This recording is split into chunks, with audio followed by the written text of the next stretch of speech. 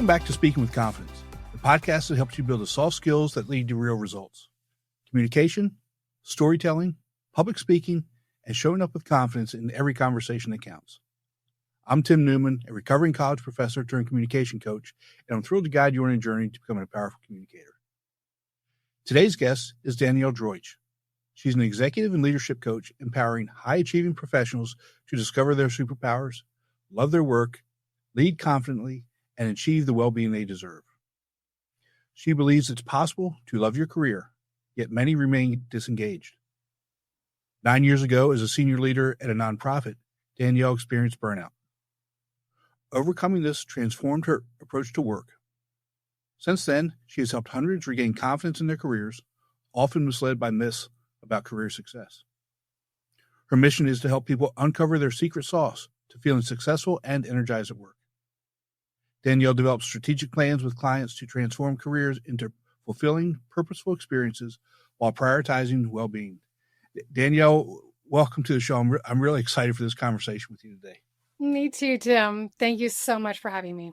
Oh, no worries. We have a lot in common. We were both in our careers for a long time. And, at some point we both felt just completely unfulfilled professionally.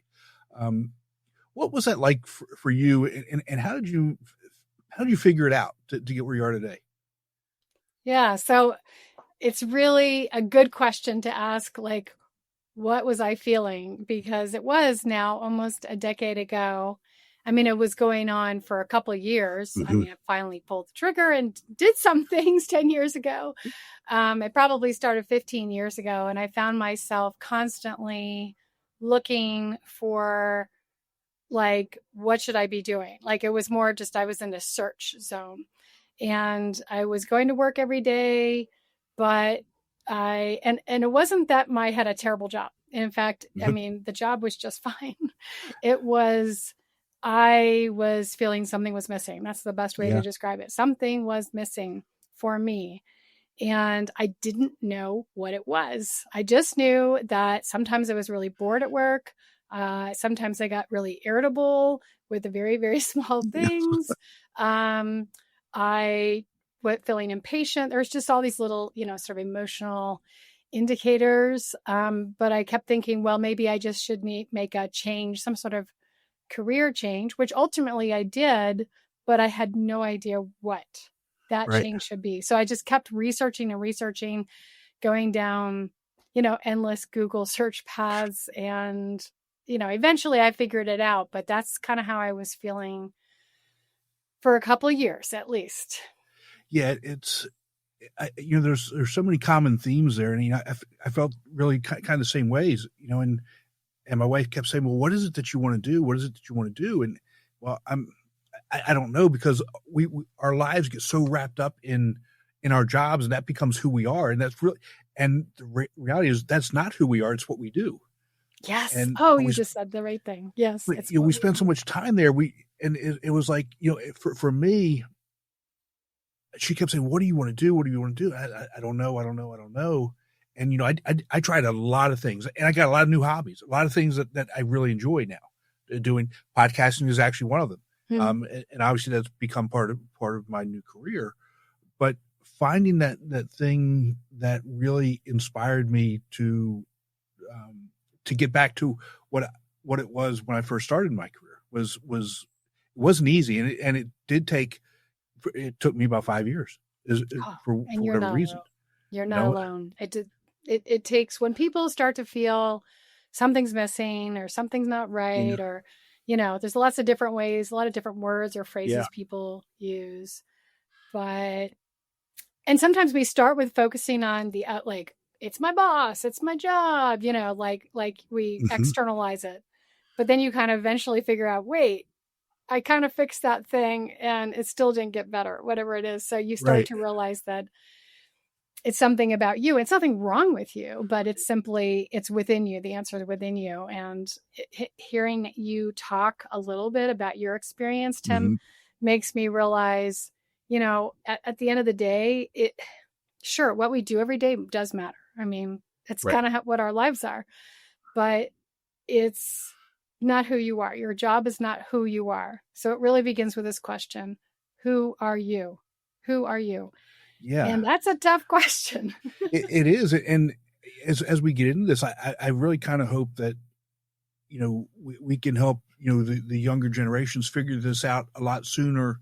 Not that we didn't have it figured out, but it took so long for us to make that change or make that adjustment.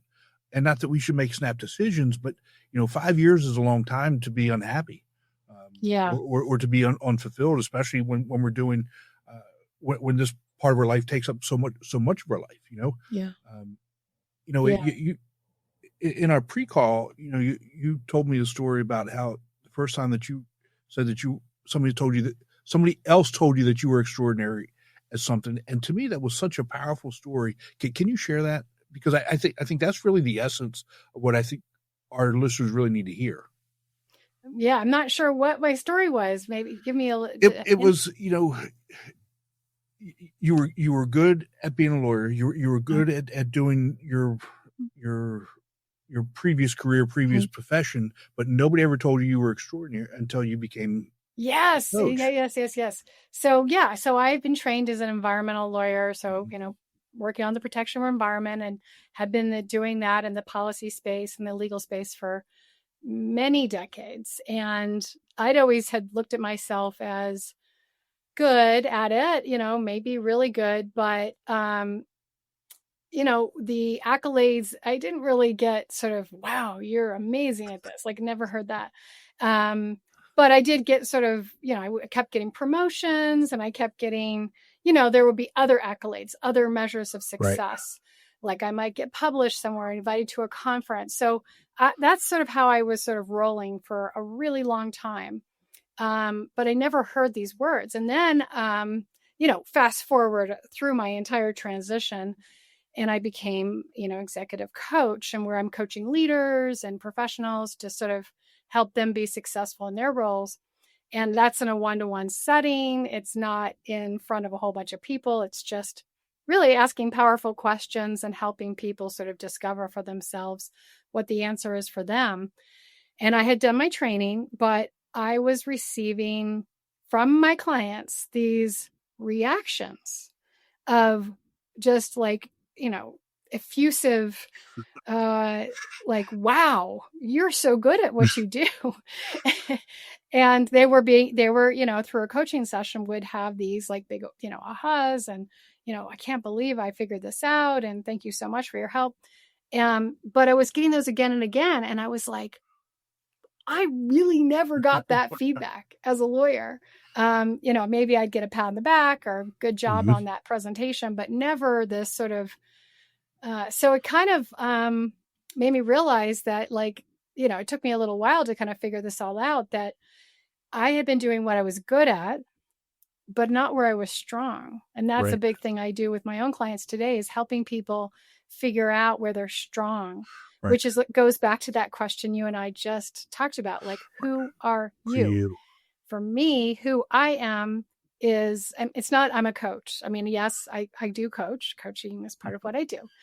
You're a podcaster, it's part of what you do. But who I am is someone who helps other people reach their full potential.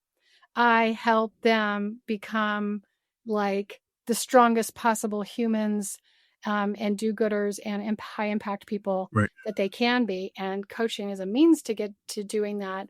But I did not identify myself as someone who helps someone else reach their full potential until really in the last 10 years of my career. And I would never have told you that that's what I was going to do with my career. Right. So. And it's my guess is that that's who you are outside of coaching. You help people in whatever aspect or situation that you're in. That's what you do, because that's kind of what coaching is. It's kind of what we do all the time anyway, in this profession. I think in education, being a college professor or what have you, that's what we do, is we help people. And if we could figure out how to get younger professionals, the younger generation, to figure out who they are and what about them makes them, what is their special sauce, what is their superpower early, Yes. how much better would their life be, both personally and professionally? Oh, just such an important question. Today, today, April 30th, when we actually are recording this, a major study came out from the Gallup Corporation, but also it's not really it's from a whole bunch of universities together, but it's one of the largest studies on human flourishing, this idea of flourishing. Flourishing isn't the same thing as happiness. Flourishing is really the aspect of doing well in multiple areas of your life. And the study came out, and one of the more interesting findings from the study is that young people age 18 to 29 are sinking in terms of human flourishing.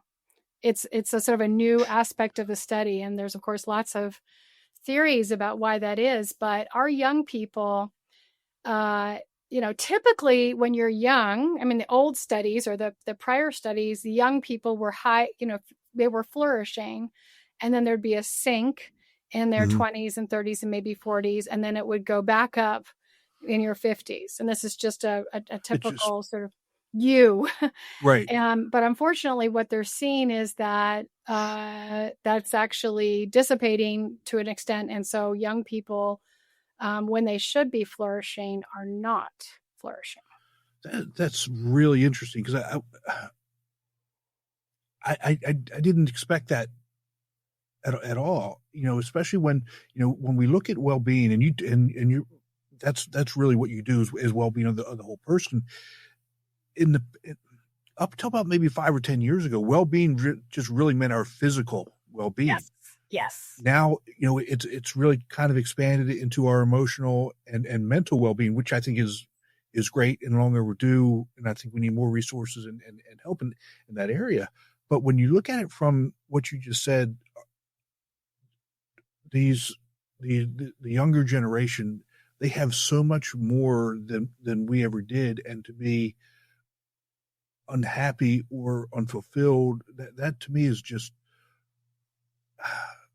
it's like a gut punch, because I mean, when you describe that, to me, it's a normal life cycle, right? You're young, you have a good time, you get into your career, you get married, you have kids, and life becomes life, right? Yeah. And then your kids, you figure it out a little bit, your kids get older, and then you're on to the second or third phase of your life. That's just kind of what happens. What are your thoughts on that? I mean, Well, let's start with what well-being is, and you were hitting on elements. The well-being is sort of a multifaceted picture, and so it's important to kind of really ground ourselves. Well-being is at its core, feeling well in your life. It's a little different than happiness, although connected. So feeling well in multiple areas of your life. So what does that look like? It is feeling well in your relationships. It is feeling well in your work. It is feeling well in your financial state. It is feeling well physically. It is feeling well mentally. It is feeling well in terms of your connection to your community. So, you could almost imagine like a whole bunch of spokes around a wheel. And you don't have to necessarily be feeling well in all aspects, but you need to be feeling well in multiple aspects.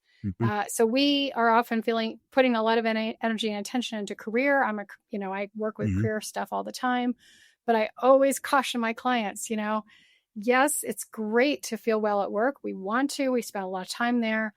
But if you're just focused on that to the detriment of everything else, then you are probably not going to have a high level of well-being because you have ignored the other pieces. So what we want to do is we want to think, okay, how is my mental well-being? How is my relationships, like my friendships, my family connections?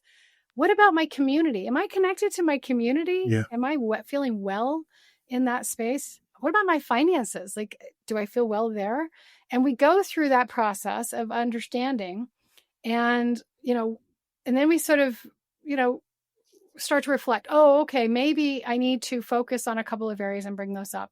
And when you bring up, like, let's say you are feeling well in 2 areas, but you're not feeling well in 4 areas, and you focus on those 2 of those other 4 areas, you can actually bring your overall well-being up substantially, because you are like looking at Yeah. multiple spokes.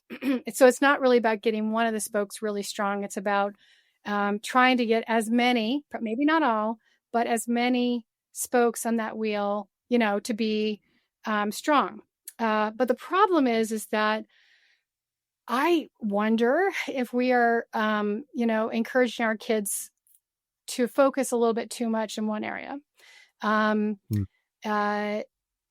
For example, there is a lot of pressure on kids with respect to grades and, their scores, and there's a lot of pressure on kids, young people in particular, on career. And, I get it. Like, I don't think it's as easy for younger people to find work today as it was when this is 30 some years ago that I was looking for my first job. But that said, housing prices have gone up. There's lots of different factors that are driving this. It's really hard to just, pay your rent.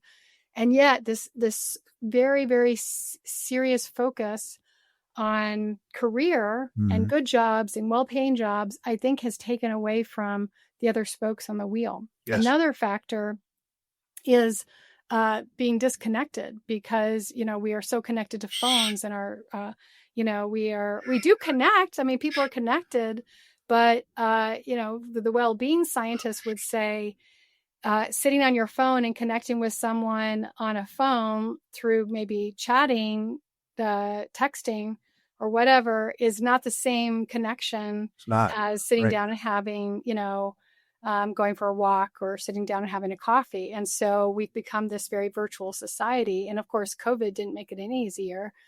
But if we take the time to step back and look at those different areas and nurture those, and I'm talking to young people, but I'm talking to everyone here, then this feeling of like being disconnected and unhappy or not flourishing or whatever it may be, you actually have a pretty strong impact or influence on your overall well-being, more so than you know. But it is about sort of pushing the lever and actually taking action in those spaces. And it may not look like how you've been living your life. So that's a little bit of the introduction to what it means to invest in human flourishing. Yeah, you talk about connection. It's funny that we're disconnected, even though we are so connected. Yes, I know. It's like an oxymoron. There's I read a study recently for a podcast that I'm getting ready to do about the chemicals that are released in our brain when we get a text message, where we get that bing or whatever it is. What happens when you're talking to somebody and their phone goes off and they stop listening and they focus on the phone. Yeah. And what they're saying is that has kind of changed our chemistry.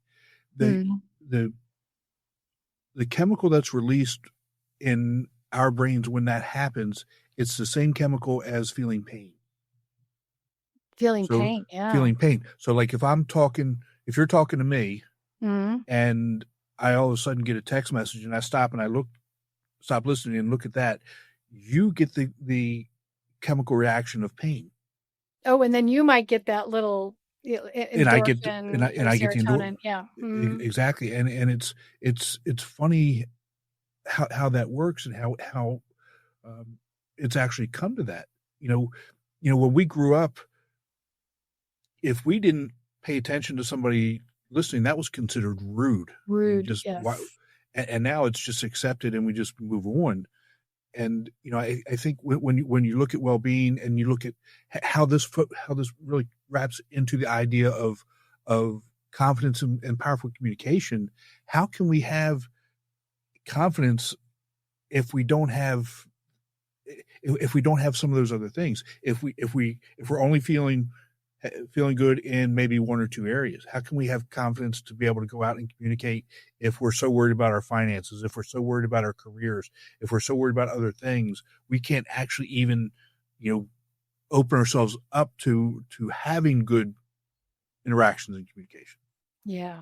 Yeah. So many, I mean, so much rich material and everything you just said. I mean, I would just gonna start with the human connection piece. Yeah. And in fact, some of the researchers who are analyzing this study's output from, revealing that young people are not flourishing in the way they have in the past, theorized that it was because while we're connected more than ever, we're really disconnected. Yeah. And so if there's one thing that we could do to start to flourish more as human beings, and yes, I agree, Tim, it is connected to confidence, and I'll get to that. It would be to turn off the phone, put the phone away, and spend time with other human beings that you love and you admire and you care about. Like, not necessarily, I'm not talking about any human being. Pick the people you want to be with, Right. and spend real time with them away from the phone. I just got back. I'm based in Utah, in Salt Lake City, but our family spends a lot of time in southern Utah exploring the amazing So nice desert so nice forest landscapes. And it's beautiful. And we had 4 days and 3 nights in a very remote part of southern Utah that a lot of people don't hit, but it's called Capitol Reef National Park. It's one of the parks. And we just got a cabin, and it was just me and my husband and my daughter. And I did turn off my phone and my computer, and we went hiking every day and just found little things to do. And it was unbelievable what that 3 days, or that 4 days and 3 nights did for my psyche, for my mental wellness, for my health, and for my family, and for my connection. I obviously can't do that all the time, but it just hit me how crucial it is that I get off my phone, I get off my computer, get off my email, and be present with my family.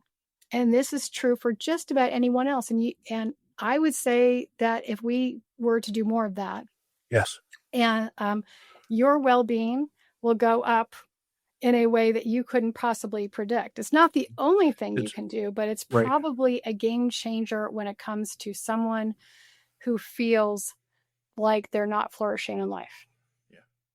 Yeah, you're absolutely right. How was your daughter with turning the phone off? Well, we have this sort of rule that's off. I mean, now it's off. I mean, well, we didn't, in the evenings, we let her have a little bit in the evenings at the hotel room. But when we're out in the environment, when we're hiking, it's a rule, and she understands it. And the interesting thing, and this is probably true for many people, initially you might feel a little uncomfortable, right? You're like, ooh, I don't know. Can I really step away? But then I watched this transformation where she basically starts to embrace the outdoors. She starts to discover things. And I see the kid that, truly is what a real kid does, is like discover the environment. But it's true for all of us. It doesn't have to be just kids. I know we live in a society now where kids and all of us are connected. I mean, there are some people who have chosen not to be, but I'd say the vast majority, kids included, have iPads and phones and so on and so forth. But if we can learn how to unplug and connect with other people, or even connect with something we love to do, like read a book or, do a hike, it doesn't always have to be with other people, but it's really about getting back to your sort of core self, like what actually you enjoy. You start to actually come home. You're like coming home to who you are as a person.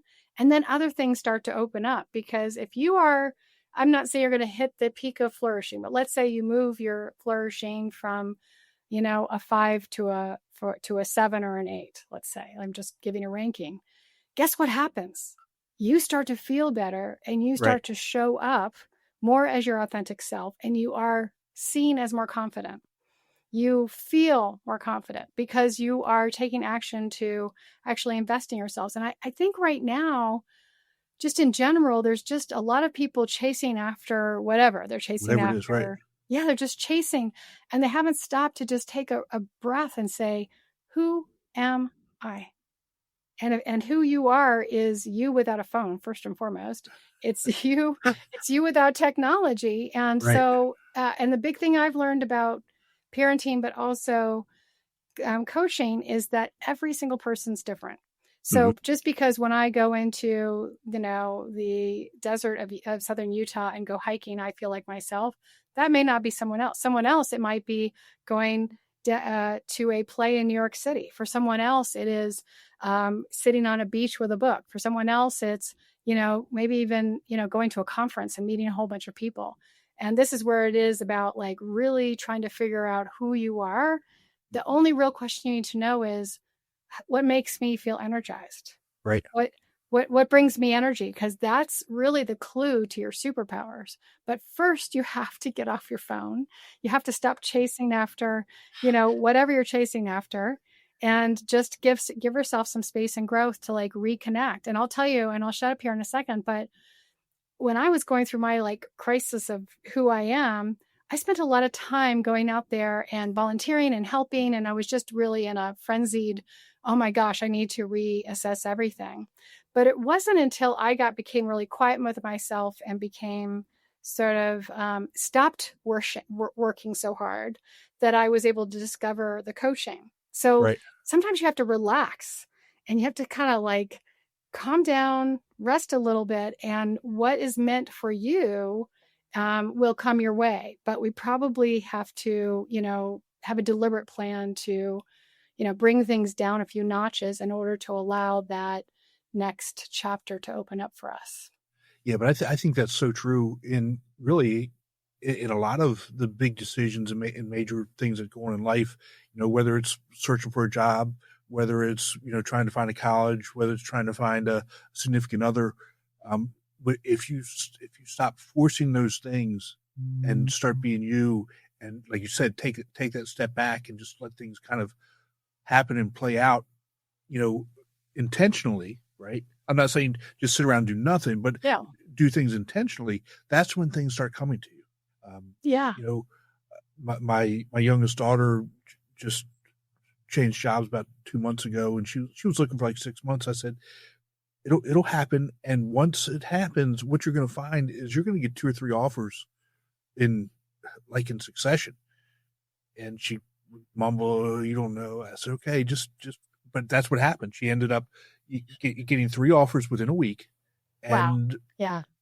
it was like, wow, now she has choices. You don't have to take the first job. You don't have to, it's offered just because you don't like the other one. You can sit back and relax and truly think about it and do what's best for you and your family. Yeah. It's such a good example, though, what happened to your daughter, because I've seen it with clients even, and whether it's looking for a job or I need to figure out what comes next, or I feel lost and I don't know what I'm doing with my life, whatever it is, when you're in that space of chasing after something, or you feel scarcity, or you feel worried, or you're not in a good space. You're not in a good headspace over the thing that you're going for.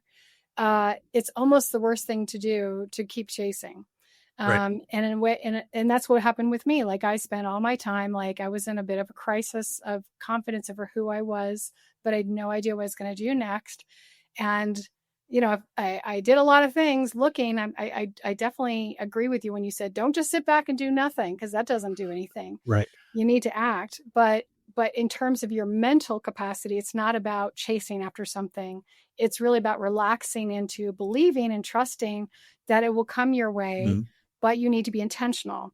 And so, when I became intentional and thoughtful and relaxed and sort of stepped back, then, eventually what happened was a coaching program came across my desk, and I looked at it and I said, I don't know why, but I think there's something about this coaching program that's for me.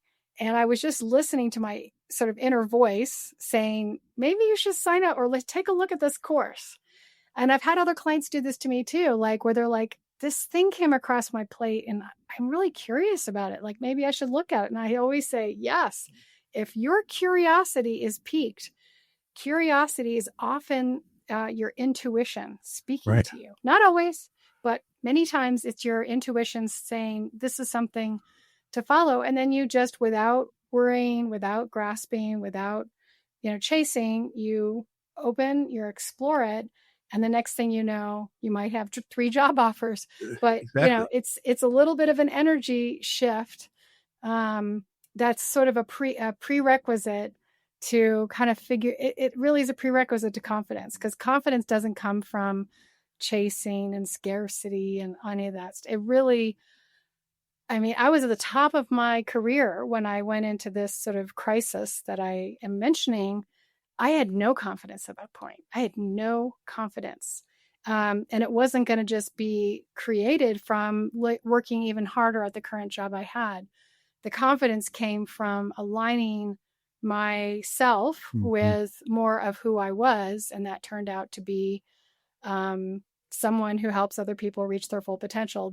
Now I feel so confident in that space. And so I sort of aligned myself and my work, my life, my purpose, even my spirituality is all connected back to this idea of helping other people reach their full potential. And coaching is one way I do that. And I think it's also important for people to understand that can also change throughout our life too. Yes. Our core values don't really change.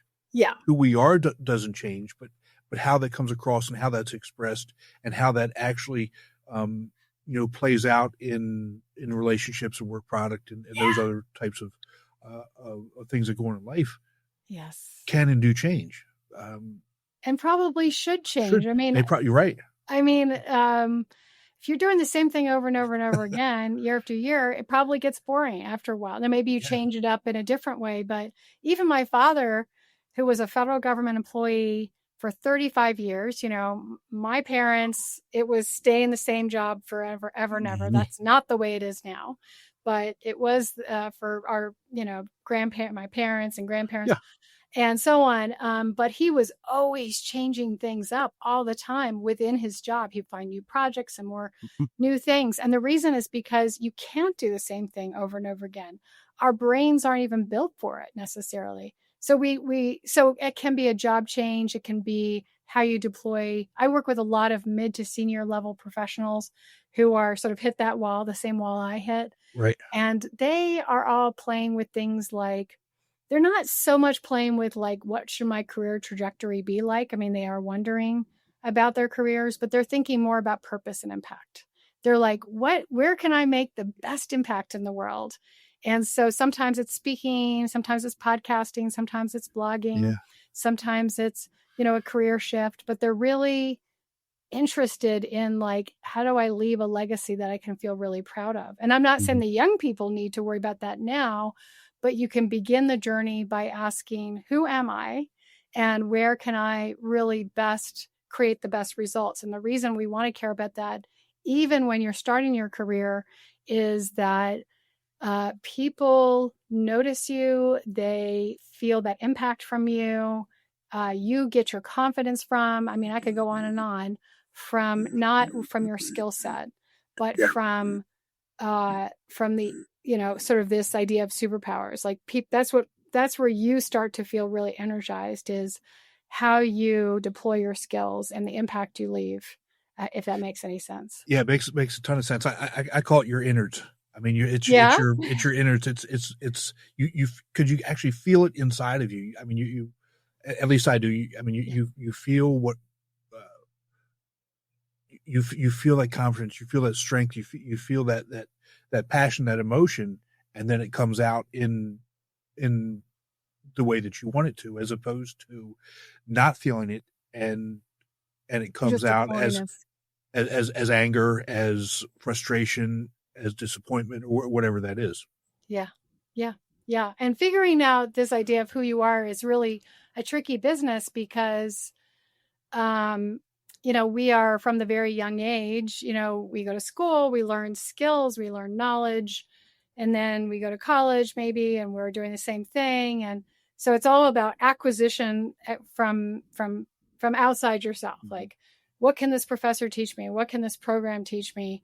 And we get very focused on that. And I'm not saying that doesn't matter, because I read job descriptions every day and I know what the job market's looking for. And they want people who know Microsoft Excel, and they want people who have certain capabilities. But The deployment of having knowledge and skill is not really the secret sauce of Right. confidence and strengths. It's not. It's really found in how you deploy a skill, how you show up in the workplace. So you may have the knowledge of, let's say, project management. You may be a project manager and you're really good at organizing information and data and sequencing and timelines, and you've been trained, and so you know all this stuff. But the secret sauce is probably found in your unique talent that comes to it. And so for one person, it might be you're a really great problem solver as you're pursuing a project management plan. Or it might be you're extremely good at figuring out who should be doing what because you're good at sort of figuring out how talent should be allocated. Or you're just really good at communicating. You're so good at keeping everybody informed about what the project is, why it matters, and why everybody should, stick to their timelines. And you're pretty good at managing people who don't want to be managed. So like those are all these like what we call soft skills that get deployed as you're the skill of project management is still there. It's sort of maybe your core foundation, but the stuff people notice is not in that skill deployment. It's found in these really special ways that you show up in terms of how you deploy it. That's really the secret sauce. So if you're just like a robot mechanically deploying a skill, people probably won't notice you, and you probably won't feel that confident in yourself. But if you start to notice, oh, I'm pretty good at actually bringing a team together and making them feel great about, their progress, then pay attention to that. Right. That is really the stuff that where you feel strong, but guess what? It's what you can lean into to build confidence in how you show up in the workplace. The problem is we often don't pay any attention to these things. We call them soft skills and we think they're unimportant. But once you pay attention to them, I promise you, that's where your confidence starts to grow. You're exactly right. And getting back to what you said earlier, from the education system perspective, so much focus is on grades and test scores, and we never, ever truly talk about soft skills, which to me is obviously it's cool because this is what we do. It's that's where we're failing our students and our young people, and maybe that's why that they're scoring so low on that in that study you referenced, because if you can't communicate your thoughts and your feelings and your knowledge, it doesn't matter what you think, feel, or know. Yeah. It's I agree. We've done a disservice. I mean, certainly you see Gallup and the Strength Finder assessments, and you start to see them in certain companies or in certain universities. But we are mostly sending kids out there thinking that all that really matters are your skills and knowledge, and probably the hard skills. We're really kind of focused on that. And that's perhaps driven by economic needs, cost of housing. I need to make this much money to pay my massive college bills back. Like I'm aware that, there's a dynamic there that has kids feeling a certain pressure, and I get it. And I'm not trying to discount it.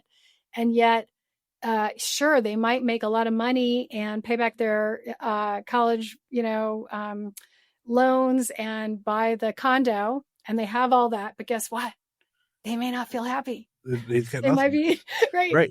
So, maybe, and that's when people come my way. They're like, yeah, I have all this stuff. Like I got this great job. I have 6 figures. I'm doing all these things. And I just didn't think that I would be so unhappy at work. And so young people have the ability early on to see all this before others, have the little added advantage. And it doesn't mean you don't focus on security and stability, but as you're doing it, you are really, really, really aware of your superpowers. You're super aware of how you're strong, the additional value you bring. You figure out who you are, your secret sauce. You have leaned into them in such a way that you build some confidence in yourself. You're connecting with people. They know you, you know yourself. And what happens is that, guess what? Those people grow and they get advanced and they get moved up pretty quickly because those are the managers, those are the leaders, those are the people that actually end up, getting the promotions. So there's value in doing it, but it does take a little extra work. And sometimes it's not something that you're going to find in a classroom. I would say very, very rarely some of that stuff you'll find in the classroom. I think, you may be able to find, the how to figure those things out maybe, but ultimately that's all self-work. That's all. I mean, you've got to put the work into it. You've got to,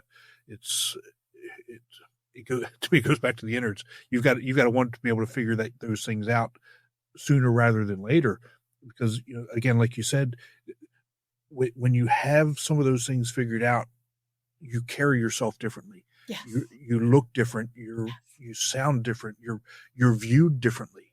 Yep. Yep. And that's one of the reasons why also people are noticed in advance, because they show up different. That's right. So. That's right.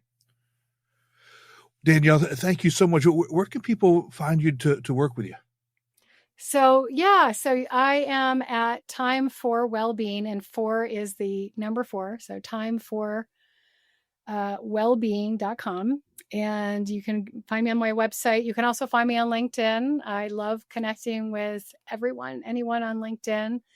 I have a free training that I'll be sharing through you, Tim. But basically, it's a training on, how to find fulfilling work. What does it really look like? So we'll have that link to you as well.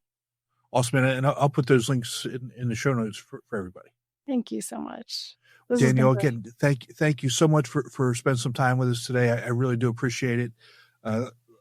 Lots of great stuff. And I'm hopeful that,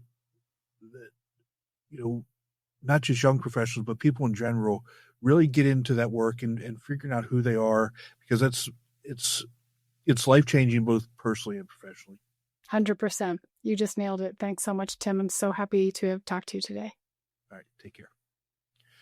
Be sure to visit speakingwithconfidencepodcast.com to get your free ebook, The Top 21 Challenges for Public Speakers and How to Overcome Them. You can also register for the Forming for Public Speaking course. Always remember, your voice has the power to change the world. We'll talk to you next time. Take care.